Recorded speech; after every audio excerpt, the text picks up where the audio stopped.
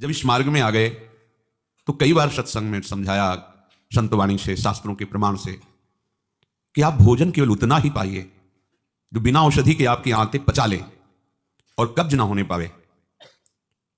यदि आप रसेंद्री के स्वाद के वशीभूत होकर के प्रसाद खूब ग्रहण कर लिए, वातों की सामर्थ्य नहीं है क्योंकि आप क्रियारत नहीं हैं।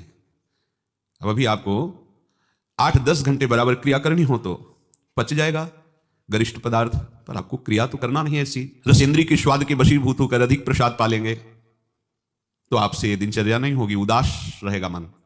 कब्ज होने पर भजन में रुचि नहीं रहती, कब्ज होने पर प्रमाद स्थिति रहती है। इसलिए साधक किसी औषधि से कब्ज निवारण का उपाय नहीं है, ये बहुत सावधानी की जरूरत है। ये बिल्कुल सहज सरल बात आपको बता रहे हैं। यदि कब्ज रहित होना है तो प्रातः काल उठ करके सबसे पहले भगवत स्मरण, गुरुदेव को प्रणाम, वृंदावन को प्रणाम, संतों का स्मरण, फिर पानी को गर्म कीजिए। आधा लीटर, पौन लीटर, 1 लीटर, 1.25 लीटर, जितनी तुम्हारी पीने की सामर्थ्य है। रुचि नहीं कह रहे, पी सकते हो। ऐसा गर्म नहीं, चाय जैसा हल्का गर्म करके और वज्रासन में बैठ करके आराम आराम से पीजिए। 15 मिनट वज्रासन में बैठकर धीरे धीरे पीजिए। थोड़ा टहलिए उस पानी पीने के बाद, फिर सो जाइए। आप अगर 1-2 दिन की बात हो तो आप कि चलो हमें वहां लघुशंका जाना पड़ेगा, पानी नहीं पीते हैं, तो आप बीमार हो जाएंगे। आंतों को जरूरत है मल रहित होने की, नहीं वो इतनी हीट पैदा करेंगे कि आपके गुदाद्वार में रोग हो जाएगा, आपको गैस बनने लगेगी, एसिडिटी, आपको कई परेशानियां आ जाएंगी। फिर आप भजन क्या करेंगे, सत्संग क्या सुनेंगे। साधु की, उपासक की, साधक की एक दिनचर्या होती है। ऐसा नहीं होता कि मनमानी आचरण। आपकी दिनचर्या सही नहीं तो आपका भजन कहां से सही होगा। आपका जब पेट साफ रहेगा तो आप आराम से प्रसन्न मुद्रा में भजन कर सकते हैं। आपकी आंतों की सामर्थ्य समोसा, चटनी और ये मूंग का हलवा, ये विविध प्रकार के पदार्थ पचाने की नहीं है। ये उनकी है जो बहुत मेहनत करते हैं, किसान हैं, सेवा कार्यरत हैं। आपको तो बस मूंग की दाल या घिया की सब्जी और 2 रोटी प्राण पोषण के लिए चाहिए। प्रसाद पाने के बाद आपको लगे कि मैं अभी 2 रोटी पा सकता हूं, इतने में बंद कर दो, क्योंकि हमें पानी भी इसमें डालना है, वायु के लिए भी खाली रखना है, पूरा यहां से नहीं ठांस लेना है। इसके बाद तुम घूमो वैद्यों के पास कि कब्ज है, पेट में गर्मी है, धातु रोग हो गया है। ये सब लक्षण तुम्हारी प्रमाद स्थिति के हैं। मनमानी आचरण। भागवतिक सत्संग के साथ साथ आपकी शारीरिक दिनचर्या के भी सत्संग हुए हैं। ऐसा नहीं कि ऐसी बात पहली बार बता रहे हैं। कब्ज रहेगा तो स्वाभाविक वीर्यपात हो जाएगा। आप गलती के आचरण करेंगे तो नस नाड़ियां इतनी शिथिल हो जाएंगी कि बिना किसी प्रयास के वीर्यपात हो जाएगा।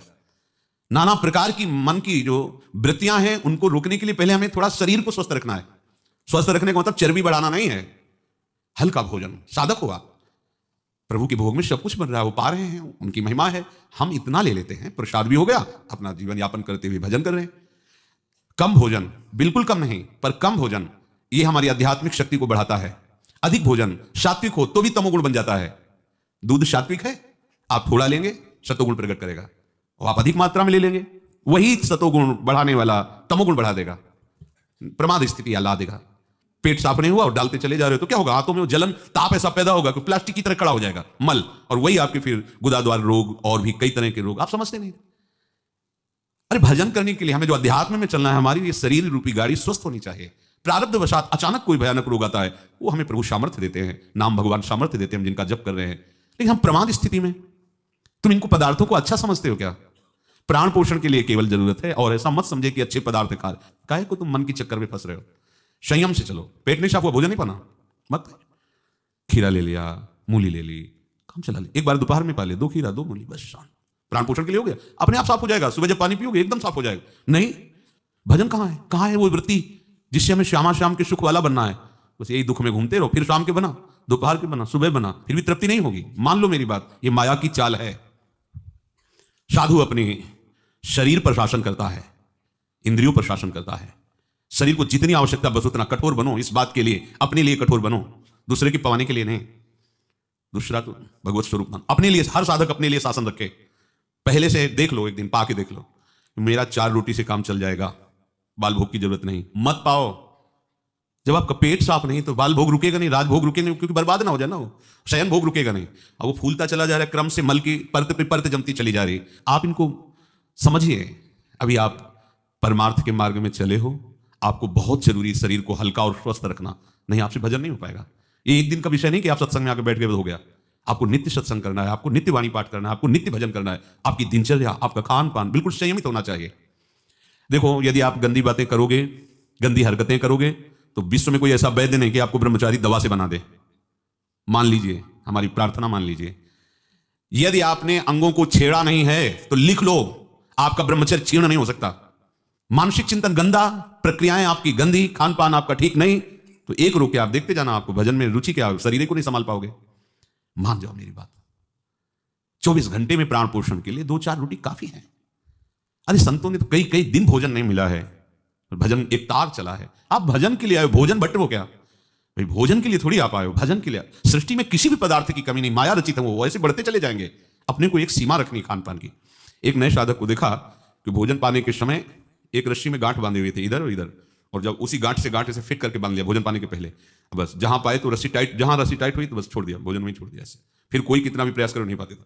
ये बाहर है, आंतरिक जितेंद्रियता की बात नहीं, इसकी जरूरत नहीं रस्सी की पेट में बांधने की, पर अच्छा लगा प्रारंभिक स्थिति में। ठीक है कि हाँ, जहां टाइट होगा तो मतलब बंद कर देंगे, तो उससे पहले ही देख लो कि हमें इतना पाना। ये जहर है और ये जीवन है, दोनों बात समझो। अधिक पौष्टिक पदार्थ आपको ब्रह्मचर्य नहीं रहने देगा। अधिक पौष्टिक पदार्थ आपकी आंतें खराब हो जाएंगी, पच नहीं पाएगा, क्योंकि आपसे सेवा नहीं होती। अगर 8-10 घंटे पसीना वाली सेवा हो कि फावड़ा चल रहा है, आप हल जोत रहे हैं, बड़ी मेहनत कर रहे हैं, दौड़ भाग हो रही, चलता रहेगा, आप पाइए पच जाएगा। अब आपको सेवाएं हैं नहीं, आप मनमानी रसेंद्री की तृप्ति के लिए, शरीर तो पंच भौतिक है ना। उचित आहार कितनी बार समझाएं, जैसे भोजन आवश्यक है वैसे ही जल आवश्यक है, उतना वायु। ये पेट बना हुआ एक थैली है, तुम नहीं हो पेट, तुम नहीं हो रसेंद्री, तुम नहीं हो भोक्ता। काहे को मूर्खतावश ये जो शरीर रूपी गाड़ी मिली इसको नष्ट कर रहे हो और अपनी यात्रा को रोक रहे हो। इसका एक सिद्धांत है, एक हिस्सा अन्न, एक हिस्सा पानी और आधा हिस्सा वायु के लिए रहने दीजिए। ऐसे रखा जाता है, तभी आप देखना ऊर्जा शक्ति आपकी बढ़ेगी, भजन की वृत्ति बनेगी आपकी। अब यहां चारों हिस्सा में अन्न भरा हुआ है और ऊपर से पानी, रुचि नहीं है पीने की, क्योंकि अंदर ऐसा जहर बनता चला जा रहा है। जल जब जाता है तो लघुशंका के द्वारा बहुत से ऐसे पदार्थ है जो हमारे शरीर को हानि करने वाले, उनको निकालता है जल। मल की आंतों में जाकर मलाशय में वो मल को गीला करके निकालने की चेष्टा करता है। अब हम भजन को तो देख नहीं रहे हो, भोजन को देख रहे हैं। इस समय ये प्रार्थना मान लीजिए, आपका जीवन स्वस्थ होना चाहिए। अचानक कोई असाध्य रोग आता है तो भगवान सामर्थ्य देते हैं, पर आप खुद अपना नाश कर रहे हैं। अधिक भोजन करने वाला, स्थूल प्राण वाला, चंचल मन वाला कभी भजन में नहीं रुचि हो सकती। सूक्ष्म भोजन वाला, सूक्ष्म प्राण वाला, सूक्ष्म मन वाला भजन करता है। मान लीजिए आप लोग पता नहीं इतने भोजन के पीछे क्यों पड़े। आपके पेट में कब्ज 2 दिन उपवास रहे, नहीं पाना है भाई, नहीं जगह है, पानी पानी अपने आप साफ हो जाएगा। नहीं, भोजन तीनों टाइम डालना है। ऐसी कोई औषधि बनी है क्या कि आपको पथ्य करते रहो, मनमानी आचरण करते रहो, आप ठीक हो जाओ? अगर बाई चांस किसी को ऐसा कब्ज है तो बताया है आपको, इस वर्षों सेवन की हुई औषधि, जब कभी ऐसा लगा तो छोटी हर 1 चम्मच और 1 चम्मच इसबगोल की भूसी उसमें मिला लीजिए। शाम के 200 ग्राम 250 ग्राम गुनगुना दूध से ले लीजिए।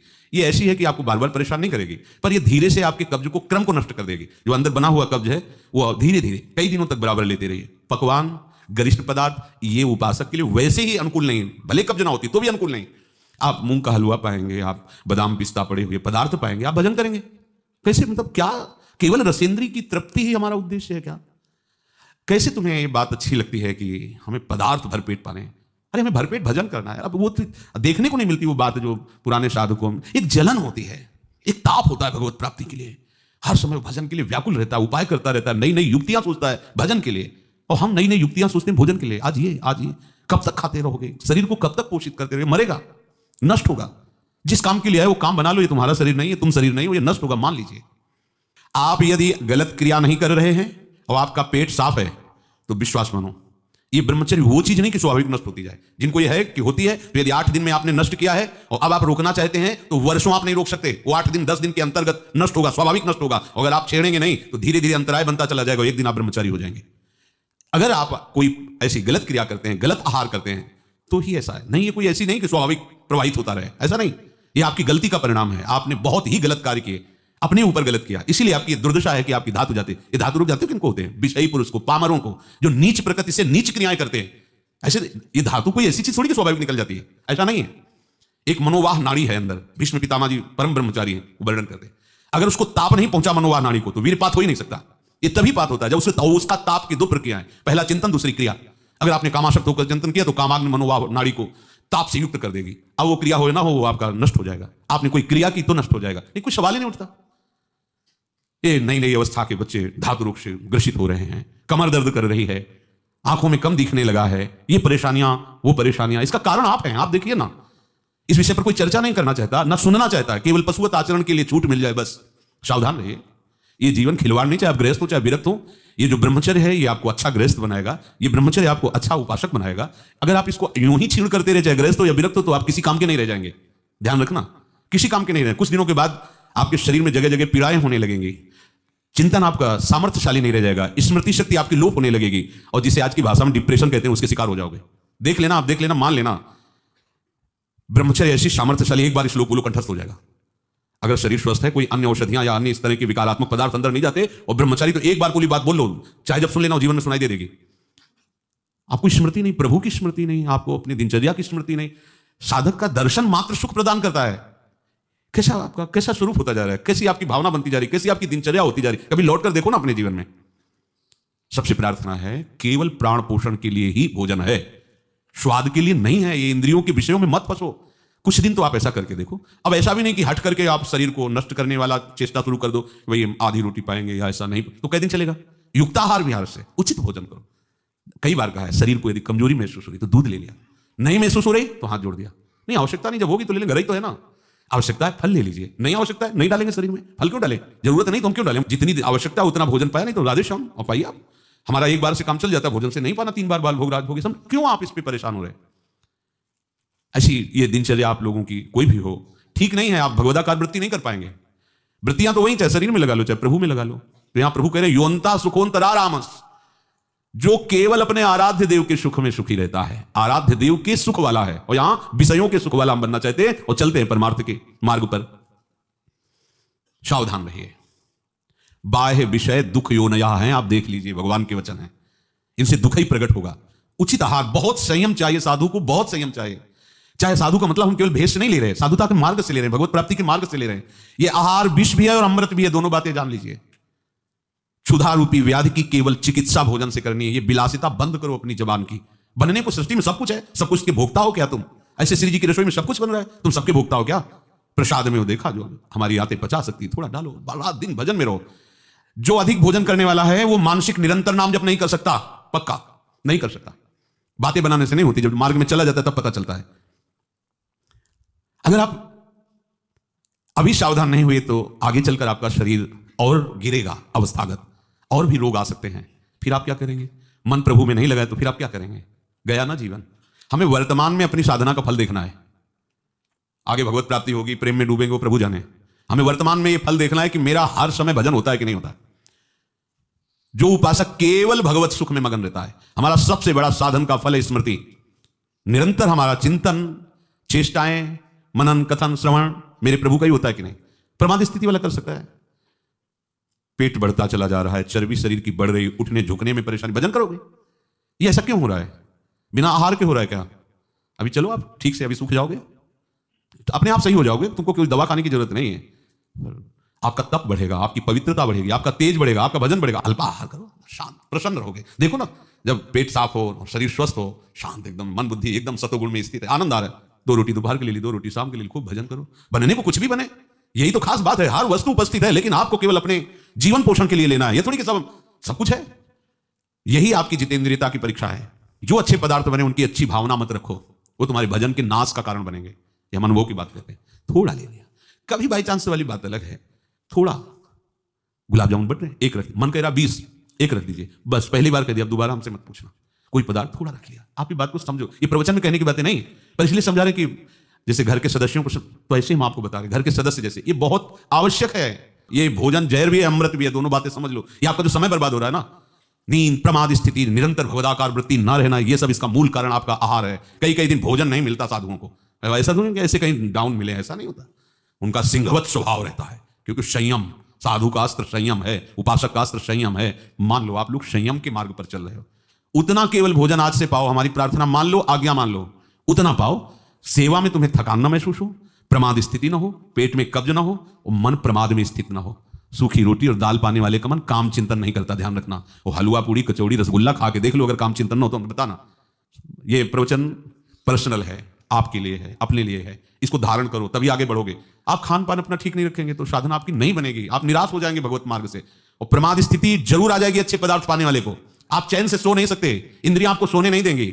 थोड़ा सा तो आप इस बात को समझिए, आप किस मार्ग के पथिक हैं। आप अच्छे अच्छे पदार्थ पाएंगे और चैन से सो जाएंगे, ऐसा कैसे हो सकता है? इंद्रियां बहुत बलवान, बलवान इंद्री ग्रामो विद्वान अपी कर सती, बड़े बड़े ज्ञानियों और विद्वानों को भी भ्रष्ट कर दे वो इंद्रियां, प्रमथन स्वभाव वाली। वो आप रसगुल्ला और हलवा खा करके सोचते हैं कि हम अपनी इंद्रियों पर विजय प्राप्त कर लें। कभी थोड़ा प्रसाद रूप अलग बात है,